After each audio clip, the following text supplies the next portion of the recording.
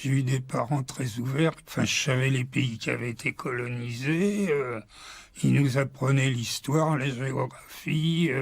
Et c'est pour ça que, au moment du début de la guerre d'Algérie, j'ai été beaucoup plus politisé que les autres. Et c'est pour ça que j'étais le premier qui a refusé de faire la guerre. Tous les autres qui étaient avec moi, ils n'avaient jamais entendu parler de l'Algérie, ils ne savaient pas ce que c'était que la guerre. C'était la première fois qu'ils prenaient le bateau. Ils nous donnaient le pactage à Marseille et l'arme quand on arrivait en Algérie. C'est un gars qui était caporal-chef, quoi, qui donnait le fusil et tout.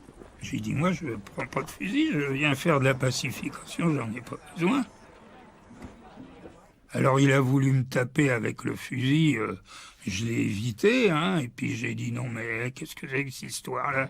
Le fusil, si tu veux le mettre, tu le mets dans le camion, puis c'est tout. Et alors ils m'ont mis au milieu du camion, avec tous les gars, avec leurs armes me braquant. Alors j'ai commencé à leur parler, tout ça. Écoutez, je suis pas dangereux, laissez-moi tranquille. Je suis là au milieu, vous savez que je refuse de combattre, point barre. Maintenant, laissez-moi tranquille et tout. Au bout d'un moment, ils ont baissé leur fusil, ils me menaçaient plus, quoi. Mais au début, ils avaient obéi aux ordres, quoi. Déserter, c'est autre chose, parce qu'on n'est plus du tout avec personne. Et en plus, quand on a déserté, on ne peut pas revenir dans son pays tout de suite. Hein. Faut aller vivre à l'étranger, etc. C'est pas, ça m'est pas venu du tout à l'idée parce que de toute façon, je voyais pas ça. Je voyais pas ça comme ça. Moi, je préférais refuser de combattre en écrivant une lettre au président de la République, en prouvant ce que je fais et tout.